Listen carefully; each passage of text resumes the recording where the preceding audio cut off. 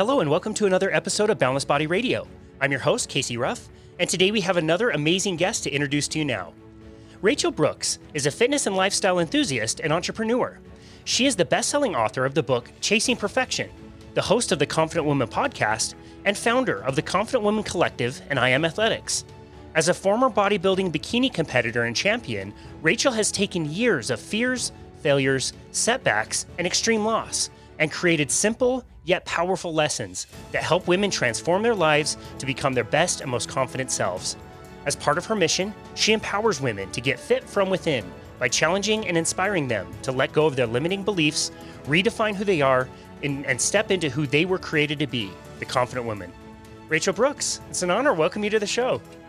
Well, thank you. Thank you for having me. It's an honor to be here. Absolutely. I really love your podcast, and I want to get into your personal story, but I want to get right at the center of everything and ask you, what is your personal definition of confidence? My personal definition of confidence really is about truly stepping into who you are, like having that firm foundation and faith and trust that you are able to overcome and do anything that you put your mind, heart, and soul into. And I know that confidence changes for, different people, different situations, but I think just overall having that solid foundation of self, and that could really help, propel you into that next direction. Of course, when we look at like faith and trusting, it's also, for me, obviously self, but yet my faith is a huge aspect of it. So God is my creator. Yeah, I love that. So is confidence something that's evenly distributed to everybody in the same way, or is it something that all of us need to be working on, or do more people have more of it or less of it than others? It varies for everybody. And to be honest, like even from my own personal experience, I had, to be honest, like not much, and so it was a journey into really stepping into my own and through, the process of showing up every day and, giving it your best and just being grateful for what you have and just, plugging away, doing what you can. And you'll start seeing the bricks and foundation unfold as you continue growing. And that was something that was new for me. And I said, oh, this must be like the stepping stones of confidence. So, we can get into my story a little bit later, but just kind of that's where the foundation was built upon, from actually having what I would call zero confidence to feeling really confident in who I am and whose I am and what my purpose and my mission here on this earth is. Well, why don't we just dive right in? I would love to hear, you growing up, how your life unfolded in a way that made this something that you wanted to have more of. Yeah, sure. We could just jump right in because it's funny because it's like what part you want to pick and choose. And so when we look at our lives as a sum and like, okay, we have all these different angles that we can jump into our story, but I'm a firm believer that for every story, there's a backstory. And I think for all of us, many of our stories start at a very young age. So for me personally, I had struggled for quite some time. I would just kind of chalk this up as a lifetime of eating disorders, body dysmorphia, self-image, self-esteem, and just overall lack of self-confidence. And it really hindered how I viewed myself, but it also colored how I saw others as well. Because I think, when we look at our lives, it's a perspective or a perception of, the lens of our perception and how we are able to view from what we internally believe. So I believe that I didn't have a lot of what would be qualifications to really feel sound and confident in who I am. And so having those internal struggles and battles just every day colored how I perceived and viewed others as well as just life. So, at a very young age, I started out, which now having unraveled everything, had found that a lot of it had stemmed from like as early as 8 years old with body dysmorphia.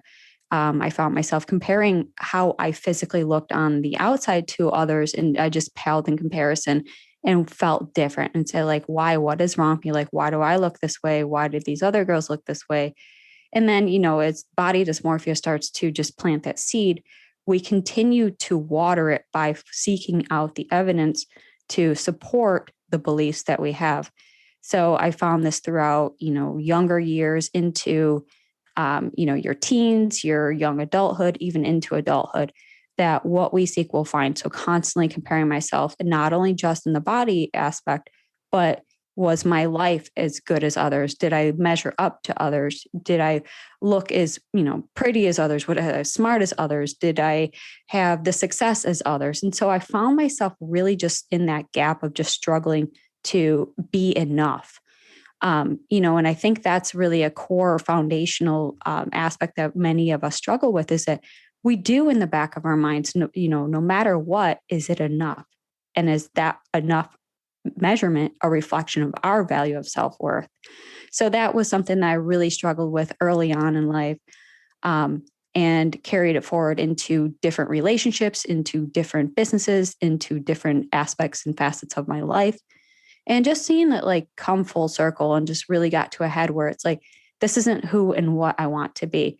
So I set out to do something about it, and it led me on to the fitness stage as a competitor back in 2012.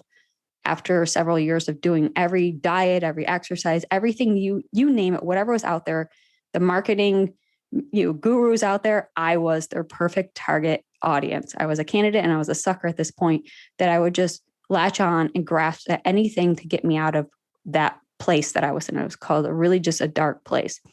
So I started competing in 2012 because I finally thought then, if I had a coach and a system and a way to get me to my goals, then I would no longer be that, person who's constantly struggling and staying afloat and trying to measure up and all the stuff that was really just bogging me down.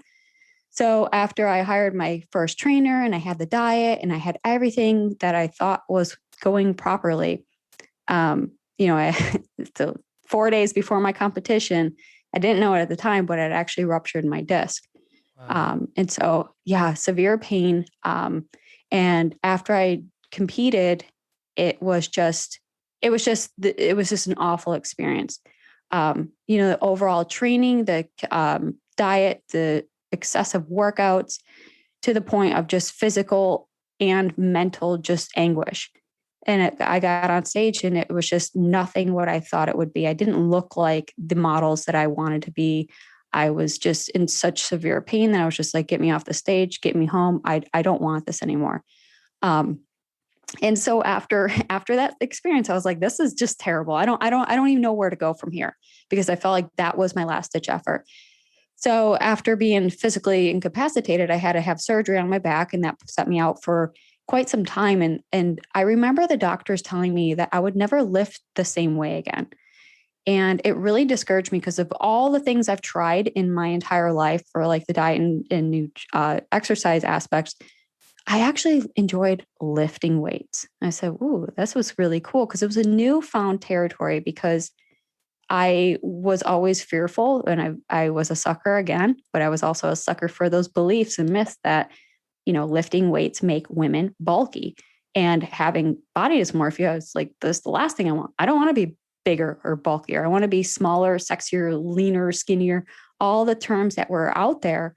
And so I was very apprehensive about even picking up weights, until my trainer had told me that that's how these girls look this way on stage. I said, oh, okay, well, I haven't tried that, so I guess I will. And anyway, so after the competition, I did enjoy the strength training aspect of it. And now that was taken away from me, and having this newfound identity that I was a bikini competitor, having that taken away from me, eventually just landed me in this like really dark place. And I just remember thinking, there's got to be a way out. Like, I've tried all these things and kept finding myself at the bottom. So how can I become who I want to be, but yet in a way that is healthy and sustainable? I'm tired of these quick fixes. I'm tired of these gimmicks and all these empty promises, but yet I'm seeing people on social media. I'm seeing them in the magazines. Like, clearly they're people, so they have to exist. So how? And so on that driving determination really kept me focused on, it's possible. There's hope. There's a way. There's something out there, that where you are stuck in your life isn't forever. And then I took a long, hard look and said, well, what do I really want in my life? Do I want to compete? Do I want this, image of perfection? What is it that I'm looking for? So having this downtime allowed me to really get crystal clear on what it is I was actually after and what I really wanted. And to the final outcome of what I really wanted was I just wanted to be happy. I wanted to find peace. I wanted to stop chasing. I wanted to find, that inner like harmony of feeling like your life is in alignment, to feel loved and to feel accepted and all the things that I was actually after. But yet I thought the body was the way to get it. It was all about, again, our perspective. And so for many of us, when we look, we seek what we validate based on what we can physically see. We don't really see beyond our external. And so that's why it's hard for us to really look at the shift from the inner being. And instead of looking for the external validation, again, not just from a body perspective, but, is it our bank accounts, our job status, our titles, whatever it is, there's some form of external validation that we're after. And getting really clear on that and saying, well, that's really not the objective. That's a goal, but what's really the means? And so getting really clear on that. So anyway, it led me back to the stage, but for all the right reasons. And when I came back after my surgery, after having a new coach, a new program, a new platform, a new mindset, a new everything, I took the stage. And when I walked on stage that time, it was a whole different person. And I share this entire story, and so much more inside my book, Chasing Perfection, A Journey to Healing, Fitness, and Self-Love. But coming out of that competition, I had won before I even entered. And it was such an incredible feeling to know that I had overcome all those things and was so crystal clear on who I wanted to be, that the pathway to get there was where all the wins were.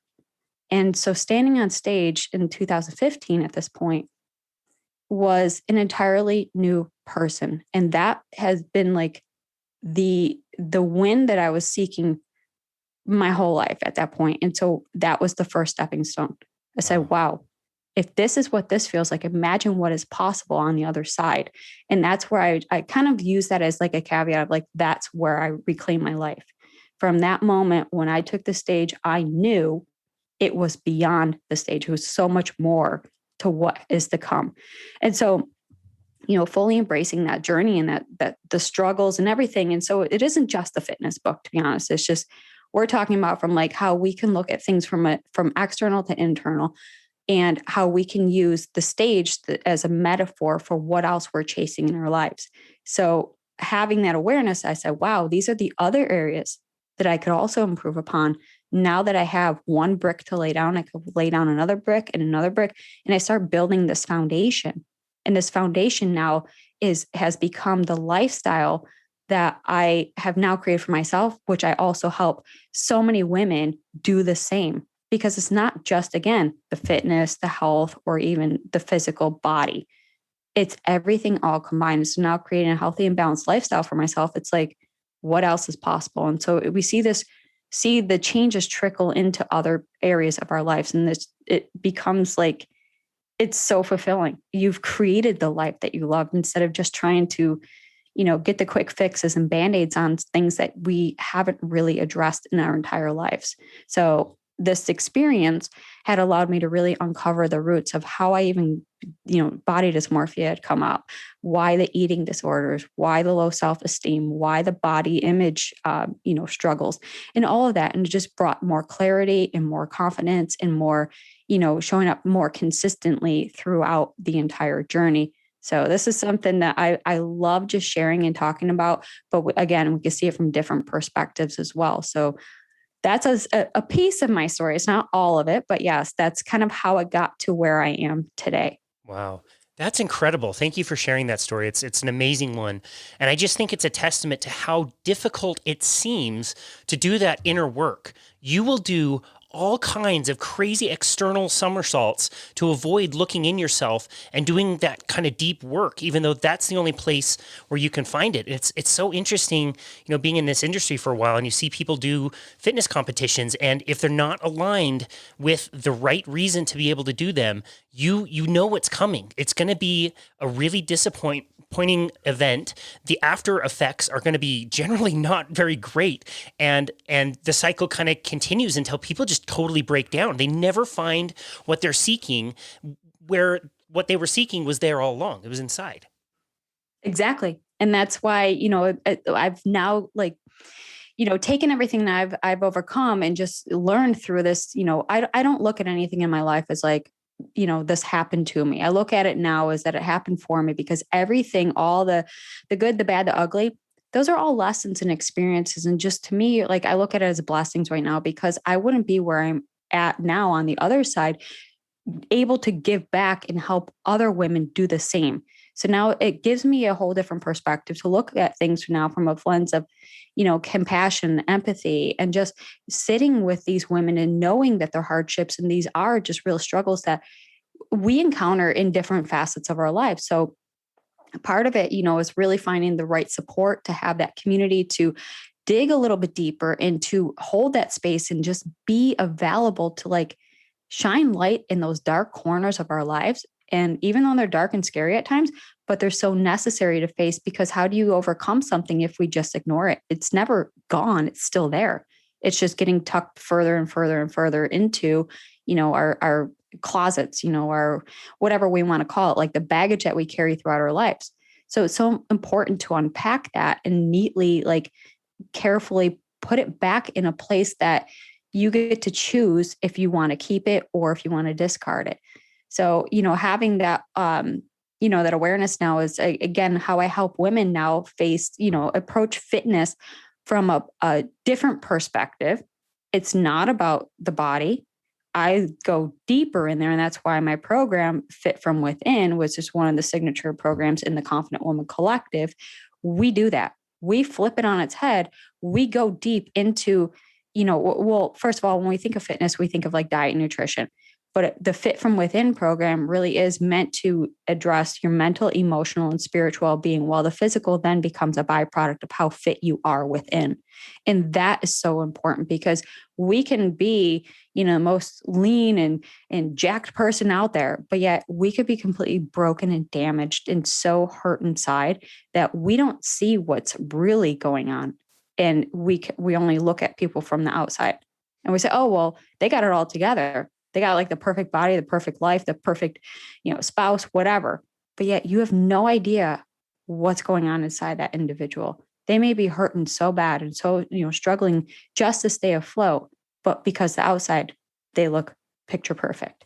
So shifting all that had really just, I was like, wow, yeah, we don't have it all together. And anyone who says they do, they're lying to themselves.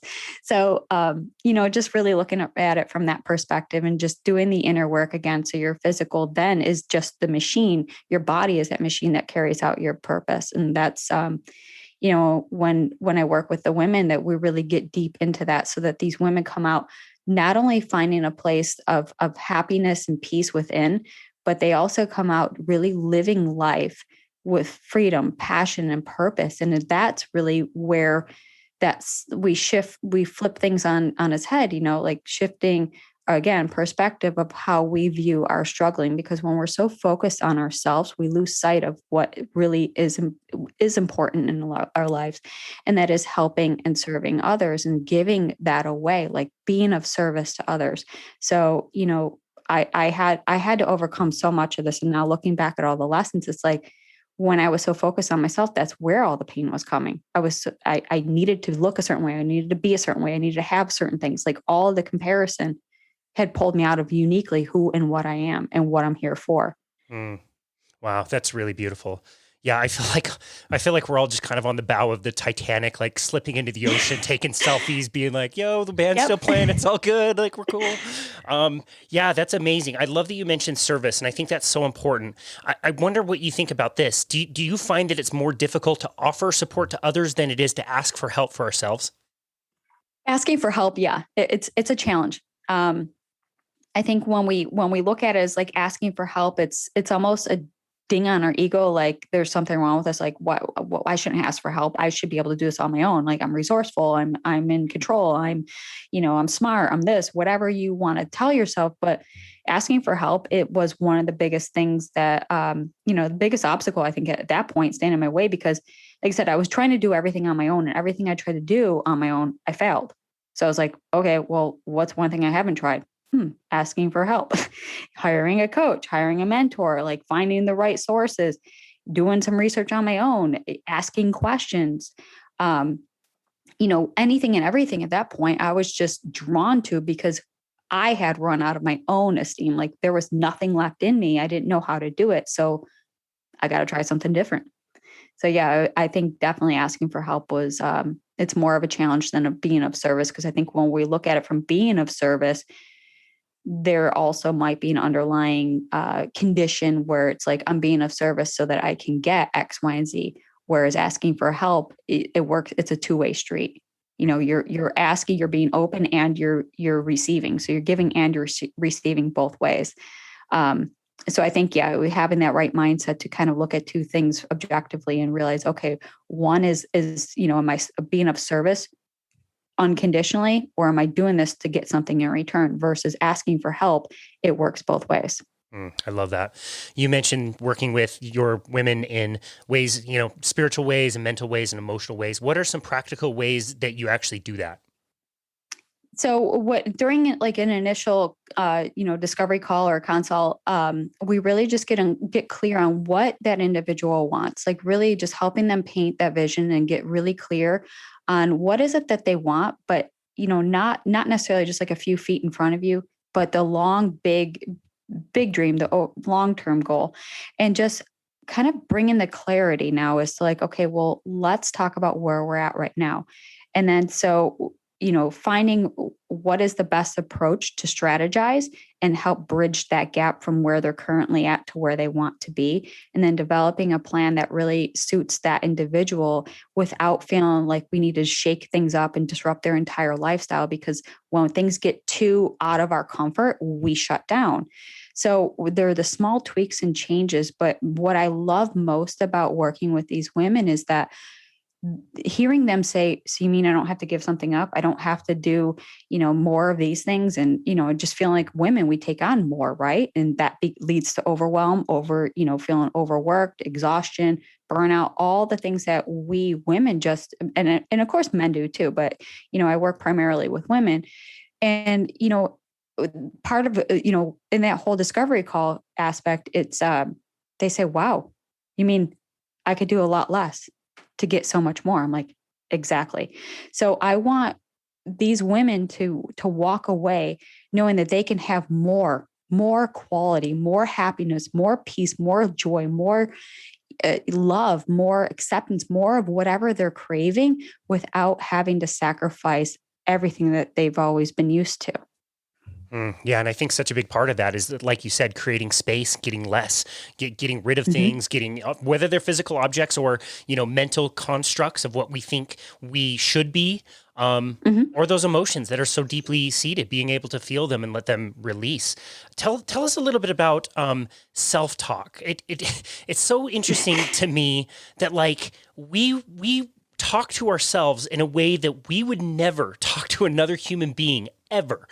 And it's quite shocking once you start to realize and address that. Like, I am not very nice to myself.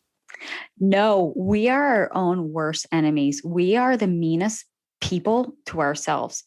And, when we're inside our head, we will have, conversations and arguments with ourselves, because it's like, we know it's lying, the inner self-talk, like our inner critic, we know it's lying to us, but yet somehow we believe it. It's weird, because it's like, logically we know it's a lie, but yet when we get in that space, we're just like, oh, you know what? They're probably right. Like, let's go in our Rolodex of memories and files.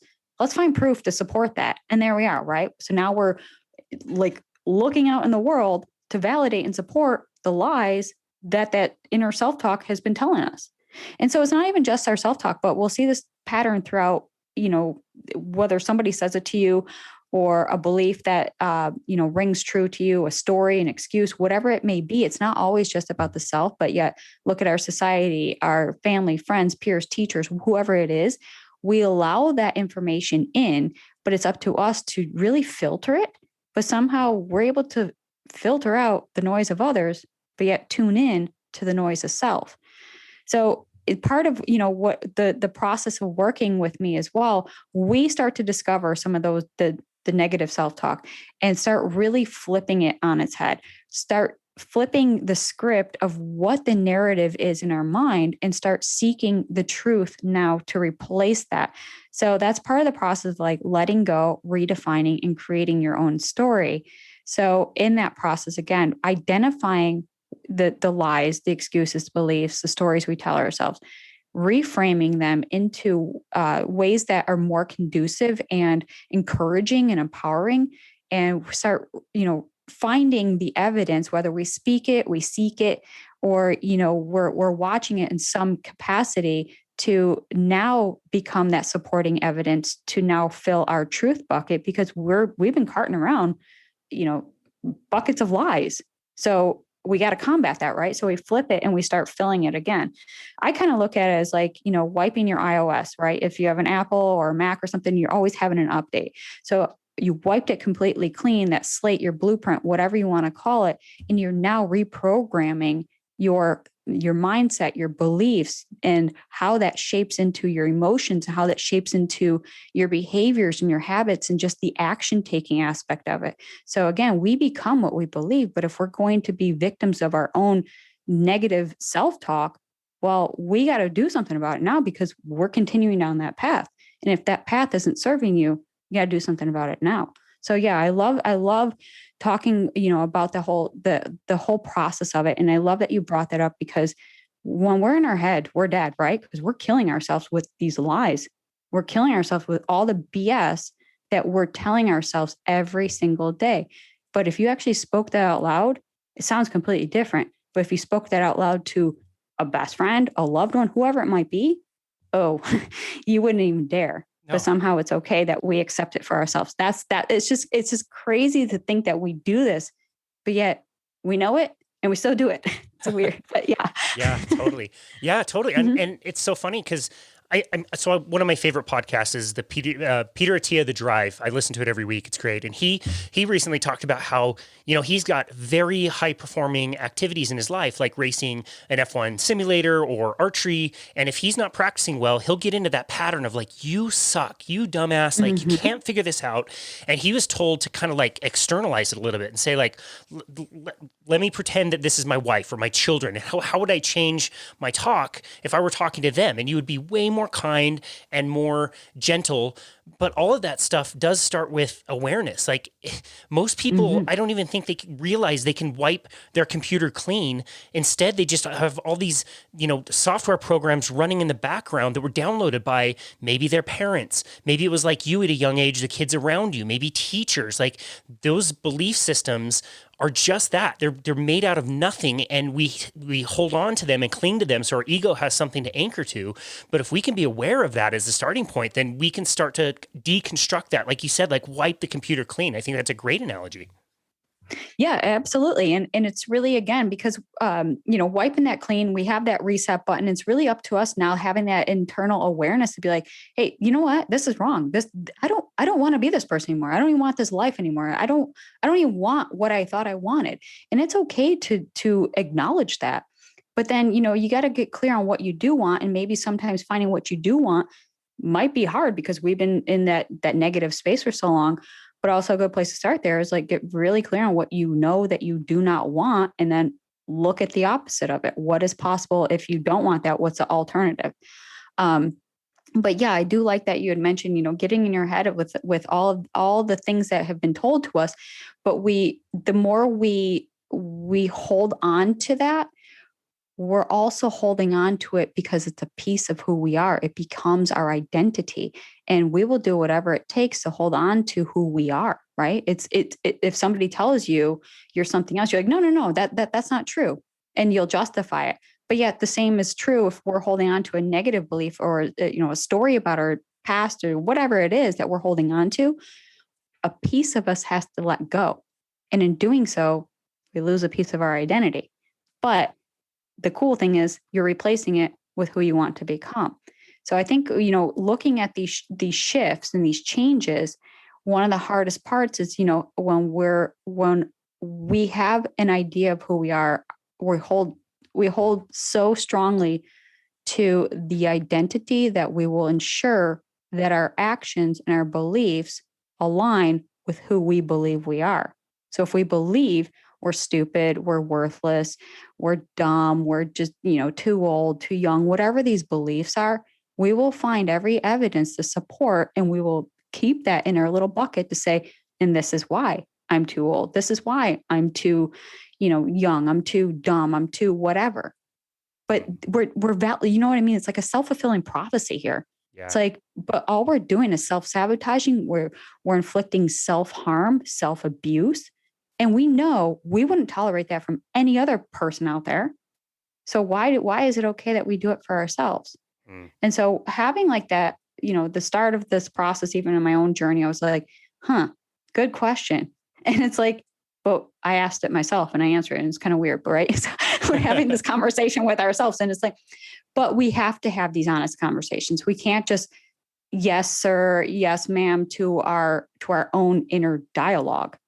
We have to challenge those and fight back and reword the questions or answer the questions with honesty and be like, hey, you know what? I'm not dumb. Stop telling me I'm dumb. Look at the supporting evidence now. I've created multiple businesses. I help, so many women. Like, if I was really dumb, would I be able to achieve all these things in my life? Nope. Okay. So that goes in the lie bucket. And now we start filling that with evidence of proof. And that's the truth. So you find your truth in the whole journey of self-discovery. Yeah. Wow. I love that. You already mentioned the difference in genders, and it's something that, I agree with you. I think some men would experience this. I think it's a lot more pervasive with women. And I also see it tied together with perfectionism, which just seems like the most lethal combination of two things that you can have as part of your personality. How do you deal with perfectionism? Yeah. So bad. It's no, I mean, having that awareness is really, really keen, because it's like, again, I catch myself in these things. And so again, some of them are just natural habits, and some of them might still serve you. They're, perfectionism isn't necessarily a bad thing. There's ways where perfectionism can really benefit you. And it's about setting yourself up as different. Like, for example, I pride myself that I'm very, attention to detail, because the details and intricacies of whatever I'm creating and developing, whether it's a part of one of the products in my apparel line, or the details into, my journals or my books, or even just like the intros to our podcast, like something that would totally be a miss, but it's something to me that makes it stand out, that gives it a little bit of a difference, and allows me to feel like that's the personal touch that I put on certain things. And, some people see it, some people don't, but I love that that's a trait of mine, and I'm proud of it. But then there's other areas of, like perfectionism can really hold you back, where it's like you have this image of chasing perfection. Like, that's where the title had come from, because I didn't realize I was actually chasing it. I didn't even know that that was a thing until I did a control find on my manuscript. And I was like, apparently that's the most popular word in my entire manuscript. So it does make sense. So, like having that disconnect of not even realizing it. But yeah, we see perfectionism show up in procrastination. It shows up in our exhaustion and burnout. It shows up in, ways of imposter syndrome. So we're seeing it in different ways, but I think, it's again, not necessarily always a bad thing, but I think it's a bad thing when it's not managed and not brought into light. So awareness, again, a couple of my favorite things: self-awareness and gratitude, life changer. Just like if you can, what are your two biggest tips? Self-awareness and be grateful. You gotta be grateful for everything. But anyway, it was a little bit of a side tangent, but having that perfectionism allows you to now see things from a different perspective. Again, you're able to pull things in and say, hey, you know what? I'm getting into that place. I'm now aware of it. Let's pull back before I go crashing into the wall from burnout and exhaustion. And now I'm down. So having the tools and just kind of self-management and self-discipline and self-control allows you to really pull back when needed, but also allows you to move forward at a pace that is not going to lead you to the alternative. But yeah, we're going to see this in different aspects. And when we look at like perfectionism overall, the word perfect is just such an illusion. It has a different meaning to everybody. But I think just getting really clear on what it is you ultimately want and desire, and just be having a strong, compelling intention and a why as to why that matters to you. Okay, great. This is personal. You teed me up perfect for this. In the last few weeks, I have discovered for sure that I have imposter syndrome big time. I didn't know that about myself. I've kind of discovered it along the way. We're talking about perfectionism, and you mentioned the E word that I can never figure out, and that's enough. And so I would love to know for you, like being a driven person, being an entrepreneur, being somebody who wants to go out into the world and have, success, whatever that definition is for you personally, but also deciding like when is enough? When do we reach the time that I have given enough of myself? I've done the work for the day, and I'm going to set this aside and call it good. Like how do you know you reach that? It's a great question, because I don't think that there's a right answer. I think it really depends on that individual and what the goals are. There are many days where I have to close my laptop. It's like midnight. I'm like, oh my gosh, I've been at it all day long. Like, when is enough? But then there's days where it's just like, I allow myself, okay, here are the top 3 things I want to do today. They all might take me like 5 minutes, but it might take me a while to do the transition to get into certain things, because procrastination can creep up. There's, the over perfecting it could creep up. And so when you look at it, like a 5-minute task could probably take a couple hours. So again, allowing yourself that space, and allowing yourself giving yourself that grace to know that you're going to mess up, but yet your idea of what is perfect or enough could be somebody else's like just standard of excellence. Like, oh my gosh, I can't believe that you whipped this out in like 2 hours. Is would have taken me like 10 hours or 10 days. So, it's going to vary for everybody's, but it's also what we believe is enough. So again, it's going to vary for every individual. But I think once you feel like you've reached a point where, okay, this is the best I can give it, like this I know was all of me, and I feel really confident and really good, and I'm at a good place that I can release whatever's out there, like put it out in the world, or, whatever that applies to you in your situation, then you can say, okay, I feel really good about it. That was enough. That was enough for today. And just kind of being at that closing space. But again, it's going to vary based on the day, based on the task, based on sometimes even our moods, right? So I don't think there's a one size fits all answer for that, to be honest. Because I personally still struggle with it too, but yes. I wanted the answer. Damn it, Rachel. Whatever in your heart and soul is just like, you know what? We're good. And so that you have to be at peace with that and be like, okay. And if it's not good enough, it's not necessarily a reflection of you, but also go back to it maybe the next day and be like, what would I have done differently? What could I have, changed or done that could make it a little bit better, or tweak it here and there? And if you come up with no answers, then it's like, that's enough. And then maybe even getting that feedback. But sometimes, even as a perfectionist, getting too much of the feedback can really ding on, we let that in. And we're like, oh, then it's not enough for 20 different people. So I don't even know where to go. Yeah. But as long as it's enough for you and you feel like you're of service to those individuals with whatever you're putting out, and you feel like that's a good place, release it. Just let it go. I love that. Wow. Very well explained. I've also heard you talk about this in the past, which has really honestly helped me quite a bit. So we started our business during the pandemic after we got laid off by the company that we were working for. And for the first time, we became entrepreneurs.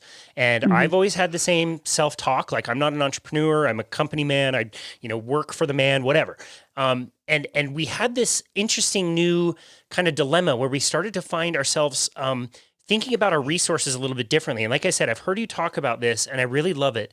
Time versus money and the exchange between the two.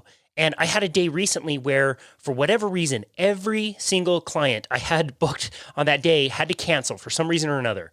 And I had a day where I was going to earn $0. It was like a Tuesday. So like a working day where I should be earning money and I'm not. And so, Mhm. how do you think about the exchange of time versus money? And how would you handle a situation like that where events out of your control mean you're not making the money you think you should on that day? That's a good question because I think again, it all comes down to what the intention is. Like, what is the priority at that time? Is it to make money or to preserve your time? So, like for me, I value time over money. It's just because I think when we're always at the grinding, because it's like ingrained. You think like, oh, if you're an entrepreneur, you're only working a few hours a day. You're not grinding. It's not enough, right? It goes back to the conversation we just had. But for me, I was just asked this question recently. Well, how do you feel when plans get canceled or things change? And I'm like, I love it. Like, I'll be honest. I had a call right before ours, and 5 minutes before our appointment, they had canceled. I said, "Sweet, I got an extra hour." I just love like I don't give myself enough time, and that's like for me my own self care. So having that like those pauses and those downtimes sometimes during the day of a jam packed schedule that's the blessing. Like, oh, okay, I may not have made money that hour, but look at how much lighter and more, free I feel because I could do something for myself. Maybe I can go grab a bite to eat, maybe go for a walk, or maybe even take a nap, whatever it is, whatever that, your situation is going to change. But I'd rather have that than constantly feeling like you're grinding all day long. You're so burned out and you make a few bucks or whatever it is. Money is also the exchange of energy. So there's money energy and there's time energy. And I think that money will always be there, but our time is limited. We don't know when it's going to be our last day. We don't know what's going to happen tomorrow, but there's always an opportunity every single day to, exchange time for energy and money. But yeah, I mean, it's going to vary, but like, kind of going back to the question you had asked, I think just taking that situation, say, you know what, this was the last thing, like what was possible that wouldn't have been made possible if I had all these appointments? What did I do with my time today? How could I have maybe done something different with it?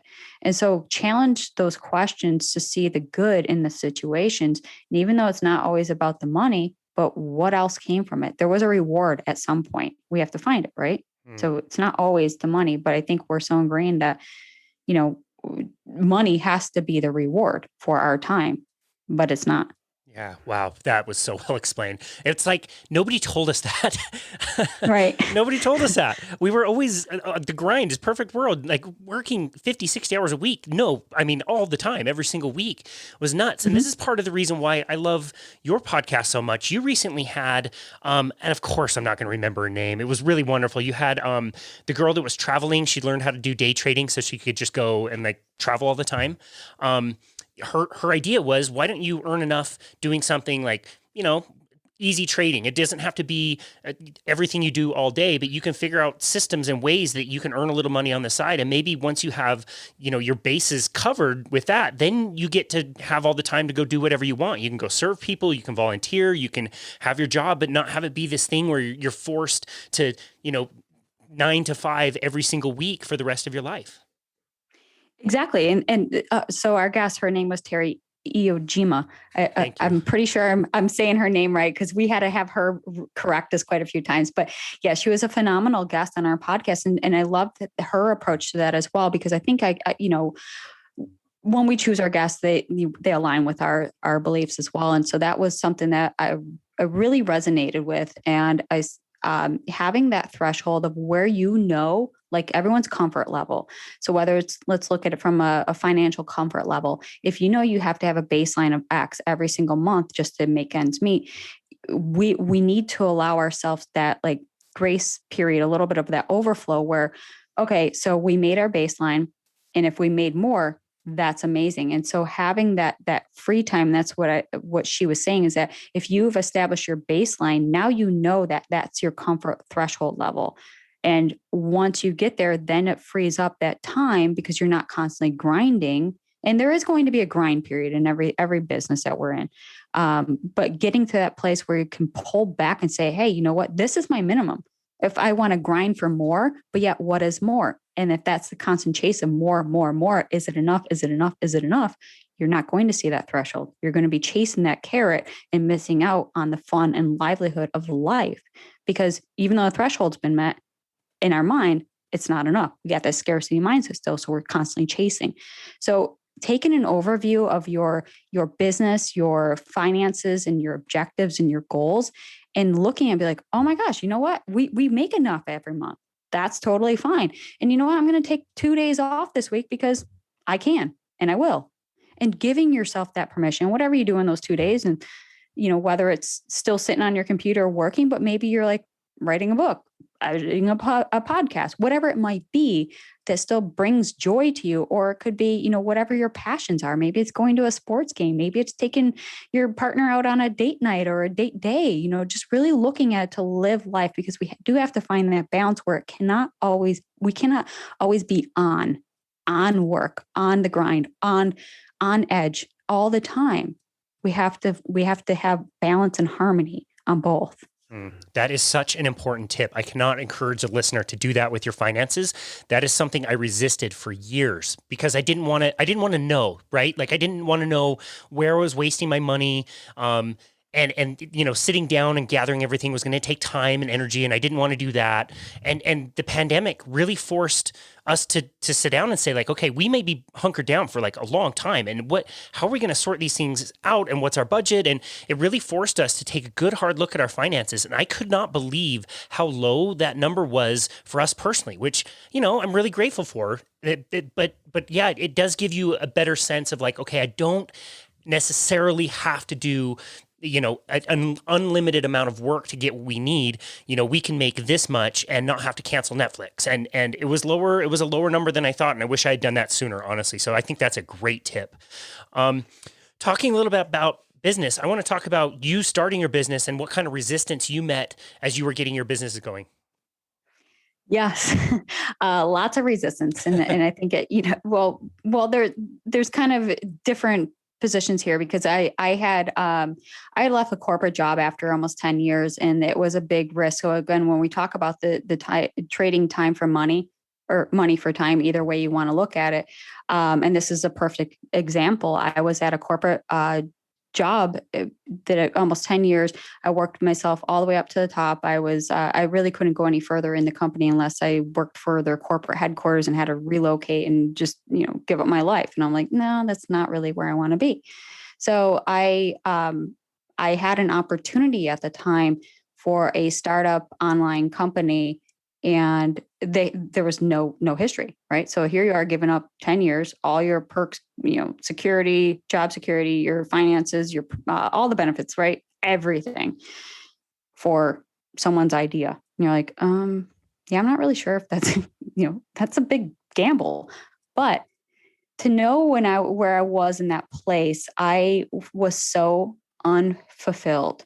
It didn't matter how much you could pay me, how much you can offer me. Give me extra vacation times or whatever it is. I didn't want to ever return. I was so unfulfilled.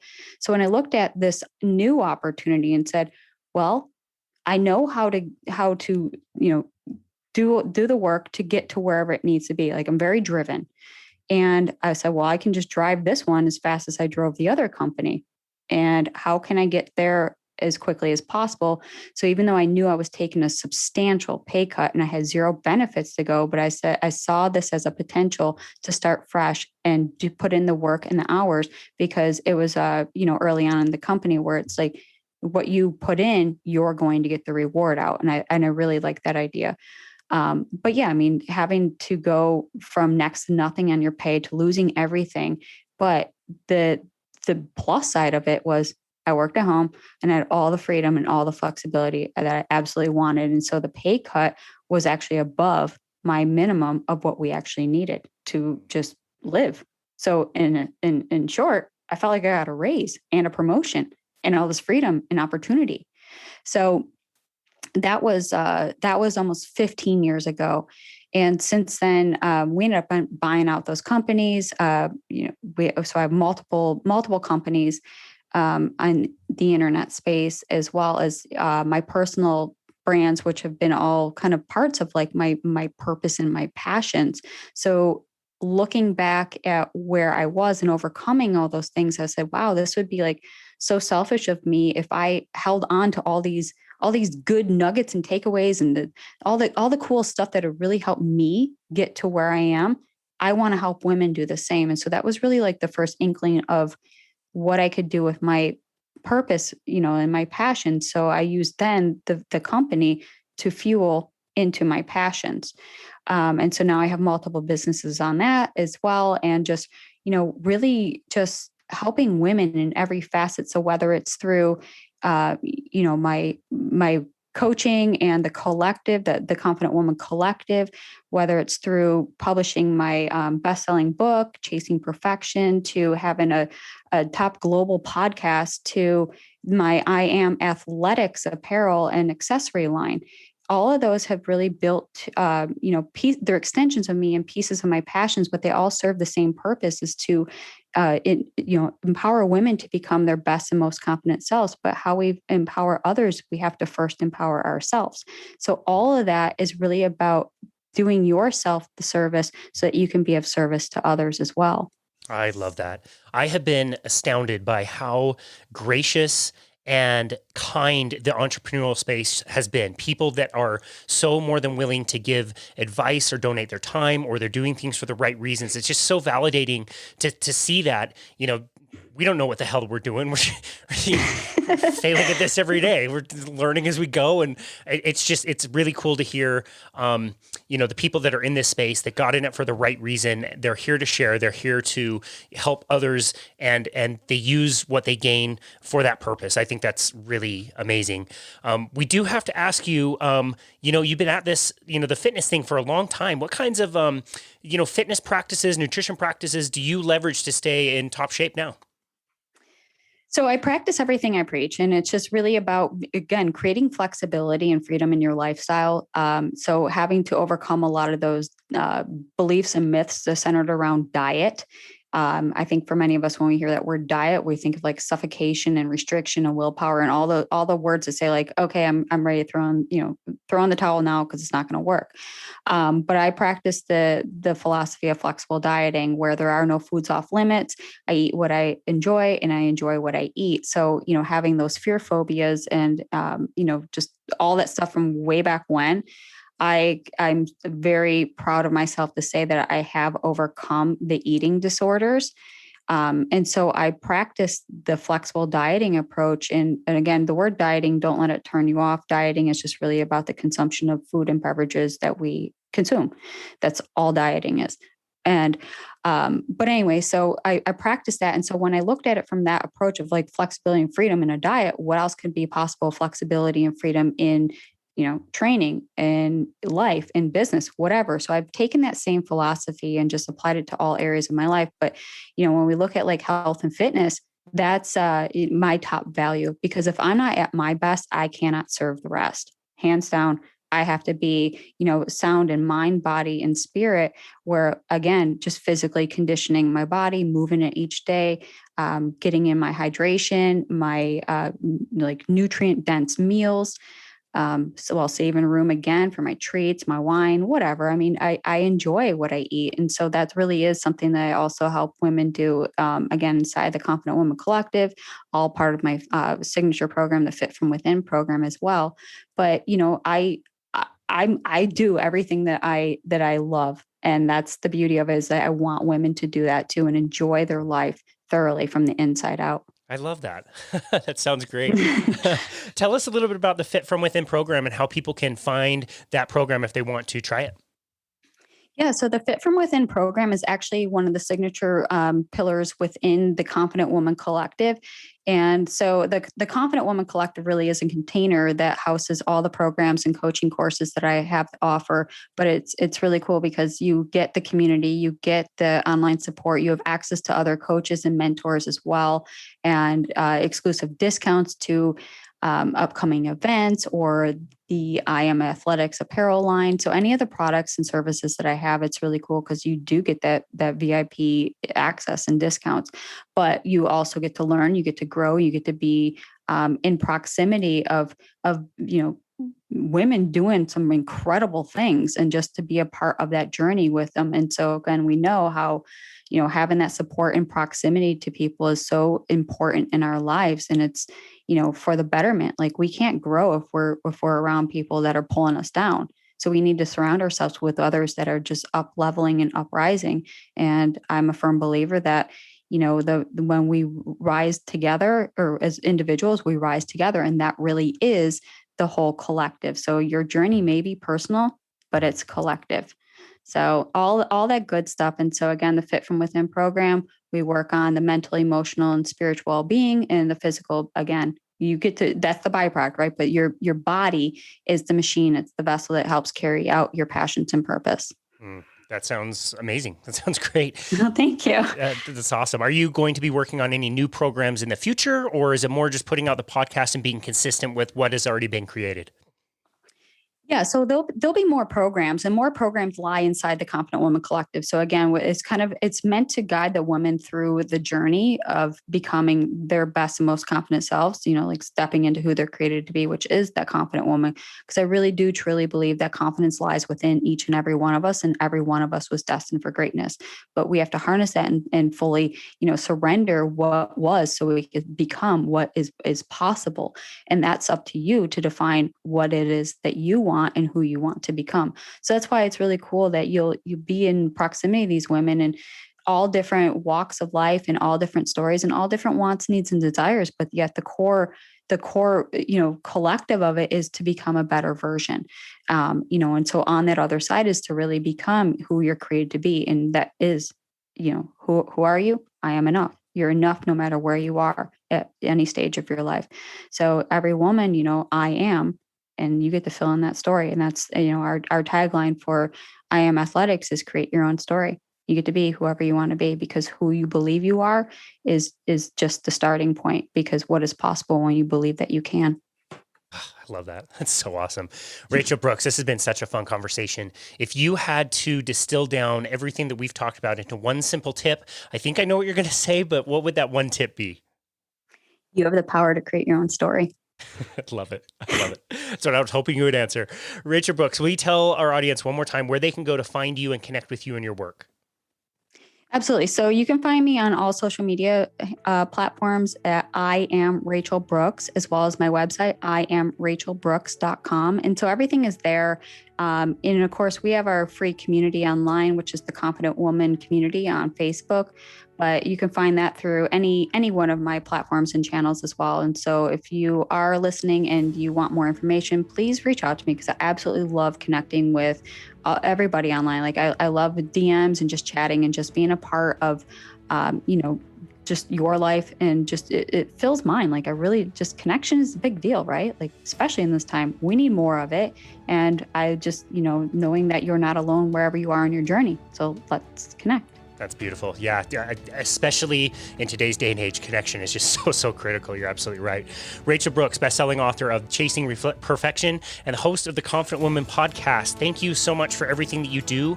I'm a fairly regular listener to your podcast. Is that okay for a dude to listen to, or are you going to kick me out? 100%. When we say it's for the confident woman, but it really, it's not. We're not just talking about just female things. And, we have many male listeners, and we love it that, our audience is expanding, and our guests are just, the content that our guests have, as well as what my co-host and I put out, is really for anyone just looking for, improvement in their overall life, have a better quality of life. And so we're listening to our audience and our listeners as well.